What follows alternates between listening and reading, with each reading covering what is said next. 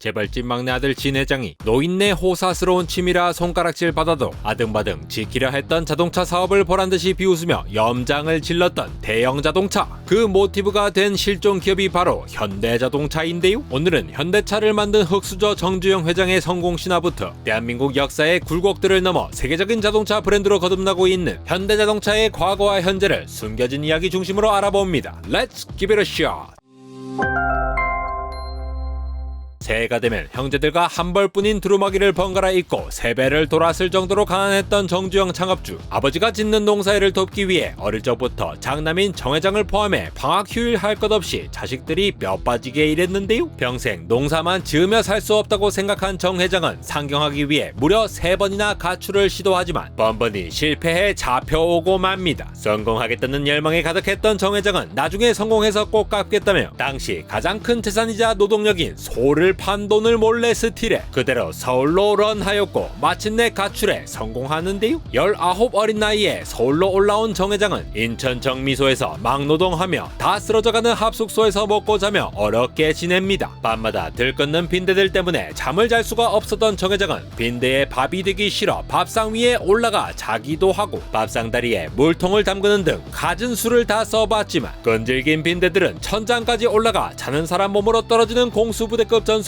구사하며 치열한 삶의 의지를 보였는데 떡잎부터 달랐던 정 회장은 빈대의 끈질긴 생명력에 감탄하며 하찮은 미물인 빈대도 저리 애쓰며 사는데 나도 열심히 살아야겠다 다짐했다고 하죠. 그렇게 막노동부터 쌀 배달원까지 일하며 특유의 성실함으로 사장님의 인정까지 받은 정 회장은 가출한 지 4년 만에 경일상회라는 본인의 쌀 가게를 내기에 이르는데요. 기쁨도 잠시 중일전쟁이 발발하며 전국에 쌀 배급제 시행으로 인해 가게 문을 닫을 수밖에 없었고 가출할 때 들고 튄 소 판 돈을 논 2,000평으로 되갚으며 자신과의 약속을 지킵니다. 이때 쌀 가게를 정리한 돈과 사채업자에게 빌린 돈을 보태고 엔진 기술자와 공장 잡부들을 모아 1940년 지금 현대자동차의 기원격인 아도 서비스라는 자동차 수리 공장을 여는데요. 생각보다 줄을 잇는 손님에 밤을 새워가며 신나게 일하던 것도 잠시 개업 20일 만에 새벽에 세수할 물을 태우다가 불이 나버리는데요. 공장은 물론 손님들 차까지 홀라당 태워 먹으며 엄청난 빚더미에 올라가게 된 정 회장. 좌절할 법도 하지만 정 회장은 시련은 있어도 실패는 없다 라는 명언을 남기며 자신에게 돈을 빌려준 사채업자에게 찾아가 특유의 강철 멘탈로 다시 돈을 빌려달라고 오히려 당당하게 요청하는데요. 이런 철면피를 보고 황당할 법도 했지만 이 사채업자는 이제껏 돈 빌려주고 한 번도 떼인 적이 없다는 자신의 철칙에 흠을 남길 수 없어 다시 돈을 빌려주는 만만치 않은 대담함을 보여줍니다. 그동안 쌀가게를 하며 열심히 일한 정 회장을 눈여겨봤던 사채업자가 그 신용을 높게 샀기에 가능한 일이었는데요. 그렇게 힘겹게 다시 일어난 아도 서비스는 엄청난 빚더미를 갚으며 사업을 이어가야 했는데 다시 망하지 않기 위해선 다른 수리업체들과의 차별점을 발굴하려 했죠. 정 회장은 고민 끝에 발상에 전환을 하는데 당시 자동차 자체가 많이 없던 시절이었고 그런 귀한 차를 수리하는 데는 보통 열흘 정도 걸렸지만 시간이 돈이던 고객들은 하루차를 몰지 못하면 그만큼 손해였는데요. 이를 캐치한 정 회장은 밤을 새워 사흘 만에 수리를 마치는 대신 더 높은 수리비를 불렀습니다. 이는 차를 못 몰아보는 손해보다 오히려 수리비를 더 내는 것이 나았던 고객들의 니즈와 딱 맞았고 아도 서비스는 직원이 10명까지 늘어날 정도로 문전성시를 이루며 빚도 깨끗이 정산하죠. 하지만 좋았던 것도 잠시 일제의 통폐합 조치로 인해 강제로 회사를 빼앗기며 공장은 3년 만에 문을 닫게 됩니다. 광복 이후 정 회장은 1946년 현대자동차 공업사를 열며 처음으로 우리가 아는 그 현대라는 상호를 쓰기 시작했고 자동차 수리보다 더 큰 돈을 벌 수 있는 건설업에 뛰어들며 1950년에 현대자동차 공업사와 현대토건사를 합병해 현대건설을 세우는데요. 그 뒤로 정 회장은 자동차 업계를 잠시 떠나 전쟁 때 부서진 한강대교 복구공사나 시멘트 공장을 세우기도 하고 아무것도 없는 하얀 백사장 사진을 보여주면서 여기에 조선소를 짓고 배도 만들어 줄 테니 돈을 빌려주시오 라고 설득하는데요. 모두의 예상을 뒤엎고 2년 반 만에 조선소와 선박 2척을 동시에 만드는 기적을 보이기도 하며 건설업과 조선업을 넘나들며 그야말로 종횡무진하죠. 당시 한국 경제는 1차, 2차 경제개발 5개년 계획으로 경부고속도로가 뚫리며 경제발전과 함께 늘어난 소득으로 자동차에 대한 수요가 증가했는데요. 향후 자동차 산업이 급성장할 조짐을 일찌감치 알아차린 정 회장과 미국 자동차의 전설 포드 역시 같은 생각을 가지고 있었죠. 있었죠. 1966년 포드는 한국 시장 진출을 목표로 한국을 방문해 시장 조사를 했는데 당시 현대는 건설 업체로만 알려져 포드의 접촉 대상 안에도 들지 못했는데요. 뒤늦게 이 사실을 안 정 회장은 가만히 있을 수 없었죠. 훗날 현대차 초대 사장에 오르고 한국 최초의 고유 모델 승용차 포니를 개발한 정 회장의 동생인 정세영 사장이 시멘트 공장 건설차 미국에 출장가 있어서 당장 포드와 기술 협약을 맺으라 지시하는데요. 아무리 동생들 공부도 시켜주고 집안을 먹여 살린 맏형의 불호령이라도 건설업체인 현대가 어떻게 갑자기 포드랑 협약을 맺냐며 당황하는 동생에게 정 회장은 그 유명한 이봐 해봤어? 라는 무적 대응을 시전했고, 이에 동생은 곧장 디트로이트의 포드 본사로 비행기를 타고 날아가 우리 형님이 원래 자동차 수리 기술자 출신이라 자동차도 잘 알고 자동차 공업도 할 거니까 한번 같이 해봐 주세요 하며 열심히 설득합니다. 실제로 포드의 국제 담당 부사장이 서울로 날아와 보니 엔진 구조면 구조, 변속장치, 제동장치 등 모르는 게 없는 정 회장의 화려한 언변에 홀라당 넘어갔고 3일로 예정된 미팅을 단 2시간 만에 끝내고 일사천리로 포드와 기술 제휴를 맺는데요. 이렇게 1967년 말 동생 정세영을 초대 사장으로 한 현대자동차가 정식으로 탄생하게 됩니다. 당장 자동차 만들 공장부터 세워야 했던 현대는 당시 공업지구로 선정된 울산을 선택했는데요. 막상 공장을 지으려 하니 토지 보상금을 노린 브로커들이 판을 치는 바람에 땅값이 전정부지로 뛰어올랐고, 그것도 모자라 마을에 모시고 있는 신당이나 수호신 같은 무속신앙이 강했던 당시 주민들이 나시며 삽을 들고 일어나 반대했습니다. 현대는 막대한 보상과 함께 주민 자녀들의 취업 보장이며 근처 기반 시설을 늘려주는 등의 당근을 주며 갖은 난관을 뚫고 공장을 지을 수 있었는데요. 그뿐 아니라 현대차의 임직원들을 미국이나 일본, 호주 등의 자동차 선진국으로 보내 생산 기술이며 애프터 서비스 등을 배워오게 하고 밤낮으로 공장을 돌려 6개월 만에 대망의 첫 작품 코티나를 내놓게 됩니다. 포드의 라이선스를 받아 생산한 첫 양산차인 코티나는 나름 합리적 가격과 넉넉한 실내 공간, 우아한 디자인으로 특히 유럽에서 인기가 높은 차종이었고 국내에서도 이에 힘입어 출시 초기에 큰 인기를 끌었는데요. 그러나 그 기쁨도 잠시 선진국에 잘 닦인 포장도로를 전제하고 만들어진 코티나가 당시 흙먼지 날리는 열악한 비포장도로가 대부분인 K도로를 견디기엔 적합하지 않았고 운전만 하면 장고장이 나기 일쑤여서 섰다 하면 코티나, 고치나, 꼴치나 같은 조롱을 듣는 신세로 전락하기에 이르고 엎친 데 덮친 격으로 1969년 울산 공장이 대홍수로 침수되면서 침수된 부품으로 차 만드는 거 아니야? 하는 루머까지 돌며 고객들은 이런 문제 많은 차에 할부금을 낼 수 없다고 바닥에 드러누워 버티기에 돌입합니다. 게다가 자동차 국산화 계획과 당시 현대를 포함한 신진, 아세아, 기아의 회사 중 단 한 곳만 엔진 주물 공장을 만들라는 정부의 반강제적 발표도 나오며 떨어지는 판매량과 직원 월급도 제대로 못 주는 형편이 된 현대차를 부도 위기까지 몰고 갔는데요. 정세영 사장과 임직원들은 여기저기 돈 빌리러 다니고 정재용 회장은 자신의 막내 동생을 부사장으로 보내 연체율이 90%가 넘는 차 할부금을 받아오게 시키죠. 쉽게 말해 떼인 돈을 받아오라는 엄명을 받은 막내 동생은 깡다구 있게 현대차 매출이 70억 할 당시에 100억 원이라는 큰돈을 1년 만에 회수하는 저력을 보여줬고, 이 막내 동생이 바로 정상영 KCC 명예회장이었습니다. 여기에 정주영 회장이 대통령을 직접 대면해 혼신의 설득으로 엔진 주물 공장 일원을 백지화시키고 1972년 기업들이 빌린 사채를 당장 갚을 필요 없게 지원해주는 대통령 긴급명령 15호 사채 동결 조치를 발표하며 현대차는 셔터 닫을 뻔한 위기에서 벗어났는데요. 한국의 값싼 노동력을 이용해 현대차를 자신들의 부품 생산기지로 만들려는 전략으로 2년째 협상을 질질 끄는 포드의 화딱지가 난 정 회장은 그냥 우리 방식대로 할 거야 하며 판을 엎고 국산차 독자 개발에 도전합니다. 당시 현대차 외에 국내 시장을 주름잡던 자동차 업체가 있었으니 코로나라는 자동차를 내놓았던 신진자동차인데요. 신진자동차는 미국 GM과 손을 잡고 한국 시장 진출을 노리고 있었습니다. 이에 맞서 현대는 폭스바겐 골프를 디자인하며 세계적인 명성을 얻은 자동차 디자인계의 거장 조르제토 주지아로에게 디자인을 맡기고 영국에서 잘 팔리던 국민차 중 하나인 모리스 마리너를 만든 조지 텀블을 부사장으로 스카우트해 설계 및 제작을 맡겼고 엔진과 변속기는 전투기 엔진을 만들던 일본의 신생 자동차 업체 미쓰비시에서 들여오는데요. 이 밖에도 미쓰비시의 직원들을 파견해 기술을 배워오게 하는 등 자동차에 필요한 요소들을 하나씩 모아서 레고 조립하듯 합체한 끝에 1974년 국산 1호차 포니가 출시됩니다. 현대차가 내놓은 첫 자식이니만큼 이름을 지을 때도 각별히 신경을 썼는데, 당시 전국민 공모를 통해 6만 통에 가까운 엽서가 전국에서 몰려들었고, 아리랑과 휘닉스 같은 쟁쟁한 후보들을 제치고 최종적으로 젊은 대학생 알바들이 가장 많이 뽑은 조랑말을 뜻하는 포니가 결정됐는데요. 앙증맞은 조랑말 엠블럼이 박힌 포니는 1974년 이탈리아 토리노에서 열린 국제 자동차 박람회에서 데뷔하며 전쟁으로 폐허가 된 가난한 나라가 아시아에서 일본 다음으로 자동차 고유 모델을 만든 나라라는 타이틀을 달고 뜨거운 반응을 끌어냅니다. 포니는 양산 공장을 세운 지 2년 만인 1976년 초에 본격적으로 출시되어 첫 해만 1만 대를 판매하고 국내 자동차 시장의 43%를 차지하며 대박을 치는데요. 당시 오일 쇼크로 인해 값비싸진 기름을 덜 먹는 크기도 작고 가격도 저렴한 포니가 제대로 먹혀들었고, 해외 수출도 첫 해엔 1,000대에서 3년 만인 78년엔 1만 2,000대로 꾸준히 늘었습니다. 이뿐만 아니라 현대는 지금도 대한민국의 골목들을 누비며 수많은 자영업자 사장님들과 택배 기사님들의 사랑을 독차지하고 있는 소형 트럭 포터부터 태권도 도장 갈 때면 라떼 시절 초딩들이 와글와글 타고 가던 승합차의 원조 모델인 HD1000, 당시 강남 아파트 한 채와 맞먹는 가격으로 재벌집 회장님들의 마이카 그라나다까지 선보이는데요. 이렇게 순풍을 맞으며 가는 줄 알았던 현대에게 또다시 위기가 찾아오는데, 1979년에 지금도 민감한 문제인 기름으로 두 번이나 뒤통수 때리는 2차 오일 쇼크와 쿠데타로 새롭게 들어선 군사 정권이 산업 구조를 자기들 입맛대로 개편한다며 여러 자동차나 발전 설비 산업들을 하나로 통폐합해버리는 묻지마 조치가 바로 그것인데, 치솟는 기름값과 국내 자동차 업계를 뒷걸음질 치게 만든 이 조치에 현대는 울며 겨자 먹기로 인내의 시간을 보내는데요. 이런 지옥불 속에 수출만이 살 길이라 생각해 연간 30만 대의 차를 생산할 수 있는 공장을 세우고 우리나라의 마이카 시대를 연 포니의 인기에 힘입어 포니2를 캐나다에 수출합니다. 또한 아메리칸 드림을 위해 본격적인 개발에 들어간 비장의 카드, 일명 엑스카 프로젝트를 통해 수출에 적합하게 안전복귀를 준수하며 부품과 차체도 대량 생산에 적합한 시스템을 갖췄는데요. 엔진과 변속기부터 자동차 개발을 위한 소재나 각종 기술을 연구하는 연구소에서 개발 중인 차가 얼마나 잘 달릴 수 있고 충돌에는 안전한지 직접 부딪혀 보기도 하는 종합주행 시험장도 만들며 내실을 다져갔는데요. 시험으로 개발된 차를 미국으로 직배송해 대륙의 살벌한 혹한과 혹서를 견딜 수 있는지 테스트까지 해가며 얻은 자신감으로 1985년에 엑셀을 출시합니다. 새 차 한 대 살 돈이면 엑셀 한 대를 더 살 수 있어 라는 다에서도 울고 갈 1+1 가격을 앞세운 공격적인 광고와 더불어 엑셀은 미국에서 첫 해만 16만 대 이상을 팔아치우며 신화를 쓰는데요. 수출 4년 만인 1989년에 누적 판매 100만 대를 기록합니다. 저렴한 가격도 가격이지만 일본 차들이 미국 시장을 점령하기 시작하자 이에 위협을 느낀 미국이 일본의 눈치껏 수출 대수를 제한하라는 요청이 있었고, 이 틈새를 현대가 잘 비집고 들어가며 엑셀이 성공할 수 있었던 요인도 있었는데, 하지만 이 영광은 그리 오래가지 못하는데 싼 가격에 비해 품질이나 서비스가 따라와 주지 못하면서 현대는 저렴이 차라는 이미지가 각인되어 미국 시장에서 고전을 면치 못합니다. 동시에 1986년엔 부의 상징이자 국내 클래식카의 레전드 이른바 각 그랜저를 내놓는데, 당시 그랜저 2대면 잠실에 34평대의 아파트도 살 수 있었고 88 올림픽 때는 공식 의전 차량으로 쓰이면서 그랜저는 부잣집 차라는 인식을 소비자들의 뇌리에 강렬히 남겼는데요. 사실 88 올림픽 유치에도 현대정주역 회장의 역할이 지대했는데, 당시 압도적 표차로 일본의 나고야에 질 것이란 여론이 대부분이어서 정부나 기업 누구도 먼저 나서지 않고 서로 미루다 결국 정 회장에게 억지로 넘어갔죠. 이왕 맡았으니 반드시 경쟁에서 이겨 유치하겠다는 일념 하나로 매일 아침 7시마다 유치 전략 회의를 열고 IOC 위원들 한 사람 한 사람을 직접 발로 찾아다니며 홍보했는데, IOC 총회가 열리는 호텔 로비에도 이미 확정이 났다고 의기양양해서 홍보관에 사진 몇 장만 걸었던 일본과 달리 지금은 시대착오적인 의전이지만 당시 스튜어디스와 미스 코리아들을 섭외해 한복을 입고 직접 사람들에게 한국을 알리거나 IOC 위원들의 배우자분들께 예쁜 꽃바구니를 선물하고 전쟁을 딛고 눈부신 발전을 한 서울의 모습을 드라마틱하게 알리는 최종 발표까지 정 회장은 멱살 잡고 하드 캐리한 덕분에 88 올림픽이 서울에서 열릴 수 있었습니다. 또한 1985년에 출시해 국내 최장수 모델로 살아남은 소나타는 93년에 선보인 소나타 역대 최고의 디자인으로 꼽힌 소나타2가 선풍적인 인기를 끌며 33개월 만에 60만 대를 팔아치우고 국민차 타이틀을 차지하죠. 현대는 당시 1989년은 신군부의 산업들을 통폐합하는 이른바 자동차 공업 합리화 조치가 해제될 무렵이었고 저유가 경제가 저금리 저환율로 이른바 3저 호황을 누리던 경제 호황기였는데, 이에 따라 증가하는 레저 붐과 소비자들의 수요를 노려 SUV 개발을 시도하는데요. 정주영 회장은 이 일을 맡길 때 현대자동차가 아닌 자신의 아들이 사장으로 있던 철도나 공작기계 등을 만들던 현대전공에 맡겼습니다. 동생이 사장으로 있던 현대자동차를 자신의 아들에게 계승하려는 의도가 깔려 있었는데, 회장님의 기대를 저버릴 수 없었던 아들 현 정몽구 2대 명예회장은 기술 제휴를 맺고 있던 미쓰비시의 기술을 받아 1991년 역동적으로 달리는 경주마를 닮은 사륜구동차 갤로퍼를 성공적으로 출시하며 아버지의 믿음에 보답하는데요. 출시 다음 해 만에 24,000여 대를 판매하며 국내 SUV 시장의 절반을 휩쓸며 경쟁 기종인 쌍용의 코란도마저 코를 납작하게 만들어버립니다. 그리고 잘 나가던 시절의 끝을 알리는 매서운 칼바람이 몰아쳤는데, 바로 2023년에도 느낄 수 있는 치솟는 물가와 환율, 기업들이 줄도상하고 실업자들이 양산되었던 그 유명한 1997년 IMF 외환위기인데요. 현대차와 더불어 국내 자동차 시장에서 잘 나가던 대우차, 삼성차, 쌍용차, 기아차 등이 졸졸이 소세지 마냥 도산을 피하지 못했고, 특히 아직도 승합차 하면 떠오르는 봉고 카니발에 이어 87년부터 30년 가까이 600만 대가 넘게 팔리며 국민차 판넬에 오른 프라이드로 우리에게 익숙한 당시 재계순위 10위권에 들었던 기아차의 부두는 충격 그 자체였죠. 법정 관리에 들어간 기아차를 인수하기 위해 현대, 대우, 삼성, 포드가 뛰어들었고, 특히나 재벌집 막내 아들의 진 회장이 순양차에 집착하는 것처럼 삼성 역시 꾸준히 자동차 산업 진입을 노리고 있었기에 기아차 인수에 가장 적극적이었는데, 이런 삼성이라는 강력한 경쟁자를 상대로 3번의 국제 입찰을 거치는 치열한 눈치 싸움 끝에 현대차가 기아차의 부채 약 7조 원을 탕감해주는 조건으로 인수에 성공합니다. 당시 막대한 기아차의 부채로 무리한 인수에 부정적이었던 정주영 창업주 동생 정세영 현대차 명예회장을 밀어내고 아들인 정몽구 회장이 전면에 나서 주도적으로 인수에 성공하며 삼촌과 조카 간의 왕좌의 게임은 조카의 승리로 끝났고, 현대차의 승계 구도 역시 확실히 기울어졌는데요. 이 인수는 오늘날까지 국내 산업계 최고의 빅딜로 기록되며 아직까지도 사골처럼 우려먹으며 회자되는데, 삼촌의 우려와 달리 조카가 인수한 기아차는 1년 만에 흑자로 돌아서며 이후에도 2004년까지 7년 연속 흑자를 기록하는 이변을 일으킵니다. 2000년대 들어서 정몽구 회장을 필두로 현대차는 미국 시장에서 고질적인 문제로 지적돼 왔던 품질 개선을 위해 10년 10만 마일 보증제를 실시하며 승부수를 띄었는데요. 당시에는 2년에 2만 4천 마일을 보증하는 것이 일반적이었기에 매우 파격적인 전략이었고, 한때 바퀴 달린 냉장고라는 수모를 겪던 현대차 입장에서 품질 개선은 피할 수 없는 숙명 같은 존재였기에 정 회장의 결연한 의지는 경영에 부담스러운 비용과 내부의 반대도 꺾을 수 없었습니다. 또한 품질이 확보되지 않으면 제품 생산을 중단하는 품질 패스제를 실시해 엄격한 품질 경영을 실천했고, 이런 과정을 통해 2004년 출시된 네버 엔딩 페임, 불멸의 명성을 뜻하는 NF 소나타 시리즈 중에서도 명작으로 꼽히죠. 특히 고속주행 시 뒷바퀴의 각도를 최대 3도까지 조절하는 Active Geometric Control Suspension AGCS 기술이 호평을 받으며 국내뿐 아니라 해외에서도 인기를 끌었는데요. 이 시기에 약 4년 동안 5천억 원의 4천여 명의 인력이 투입되어 개발이 시작된 프로젝트가 있었으니 그 차는 바로 현대의 고급 세단 제네시스였습니다. 2008년에 탄생한 제네시스는 2015년에 도요타의 렉서스나 폭스바겐의 아우디 같은 독자적인 프리미엄 브랜드로 만들며 급성장에 선전하고 있는데요. 제네시스 개발 단계부터 독자 브랜드로 만들기까지 정몽구 회장의 아들이자 정주영 창업주의 장손이 현재 현대자동차를 이끌고 있는 정의선 회장이 심혈을 기울여 투자한 결과인데, 아버지가 갤로퍼로 자리매김했던 아들은 제네시스로 입지를 다진 것이죠. 게다가 중국과 미국, 러시아, 브라질 등의 해외에서도 생산 공장을 세우며 빠르게 거점을 늘려갔고, 2008년 금융위기라는 또 한 번의 파도를 품질 경영과 긴축 경영을 방패삼아 고비를 넘긴 현대는 아반떼 그랜저 소나타 시리즈를 비롯해 코나 팰리세이드 같은 SUV나 스타렉스 같은 승합차들을 꾸준히 내놓으며 국내와 해외에서도 착실한 판매량을 쌓아갔는데요. 이를 반영하듯 2016년 글로벌 누적 판매량 1억 대를 돌파하고 2020년엔 글로벌 자동차 브랜드 5위에 진입하며 현대차의 이름을 널리 알렸습니다. 그리고 지구온난화로 전 세계가 화석연료를 태우는 전통적인 자동차에서 친환경차로 변화하는 시대의 흐름과 소비자들의 니즈에 발맞춰 아이오닉, 니로 같은 전기차는 물론이고 전기 트럭에 수소 전기 버스도 모자라 넥소 같은 수소차까지 내놓았고, 앞으로 전기차의 경우는 모델을 더 늘릴 작정인데, 작년에는 전 세계 전기차 판매량 탑5에 들며 중국과 미국의 전기차 업체를 추격하고 있습니다. 또한 급변하는 4차 사업시대를 맞아 모인 로봇들이 호텔 방마다 돌아다니며 음식이며 택배를 날려주거나 세계 최고의 로봇 전문 업체인 보스턴 다이내믹스를 인수해 두 발로 뛰어다니며 백덤블링까지 자유자재로 하는 로봇에 BTS 노래에 맞춰 칼군무도 선보이는 로봇을 만드는 등 앞으로 다가올 미래에 대비해 로봇 기술 개발에 열중인 모습인데, 강아지처럼 뛰어다니는 이 로봇은 군인들이 야간 순찰하는 것처럼 모두가 퇴근한 새벽 시간대에 자율적으로 공장을 돌아다니며 순찰을 하기도 하고, 각종 재해나 건설 현장같이 위험한 현장에 인간을 대신하여 데이터 수집하고 작업을 수행하는데요. 여기에 비상시에만 운전자가 개입하는 자율주행 레벨 3 기능을 탑재한 제네시스 G90 출시를 준비하고 있고, 이를 넘어 레벨 4인 완전 자율주행에 도달하기 위해 다른 글로벌 기업들과 마찬가지로 밤낮으로 연구원들이 영혼을 갈아넣고 있습니다. 스마트 태그를 찍어 로봇들이 스스로 차종을 파악하고 그에 맞게 자동으로 조립하거나 오래 서서 작업하는 근로자들의 소중한 허리를 지키기 위해 입는 로봇으로 근력을 향상하기도 하고, 인공지능이 품질이며 설비 관리를 도와주는 스마트 팩토리를 싱가포르에 있는 글로벌 혁신센터에 도입해 인간의 노동에 의존하던 작업을 디지털 자동화 시스템과 로봇을 활용해 안정과 효율을 동시에 높일 예정인데, 현대자동차는 창업주 정주영 회장이 보여주었던 미친 하드캐리를 이어받아 앞으로도 과연 격변하는 4차 사업시대에 뒤처지지 않고 살아남을 수 있을지 그 기추가 주목됩니다. 소비자를 완벽하게 만족시키는 기업이 드물듯이 현대차 역시도 비판을 받는 부분도 있지만, 최근 전기차 트렌드에서나 향후 탄소 중립의 친환경 자동차 제조에서 적극적으로 변화하려는 모습을 보이는 점, 그리고 아무것도 없던 시절 기회를 보고 가치를 창조하던 초대 창업주의 행보를 복기해보니 잘했고 못했고를 떠나 역시 보통 사람은 아니었다는 생각이 드는데요. 라떼 시절 선영대 수학 수업을 듣고 나오던 길에 대뜸 수학과 학생 한 명을 가리키며 나 제 마음에 드는데 말을 못 걸겠다는 동기 친구, 일단 질러라고 아무 생각 없이 열정적으로 조언을 했다가 어느 날 갑자기 휴학을 선언한 그 친구의 뒷모습이 떠오르는 중, 올해 봄 대마법사 대관식에서 다시 만날 그 친구를 생각하니 가슴 속에서 느릿하게 움직이는 뜨거움이 느껴져서 눈물을 두 번 훔치고 안타까운 마음에 야밤중에 샤우팅하고 있는 이라서라 솔로부대 안대공화 에로였습니다.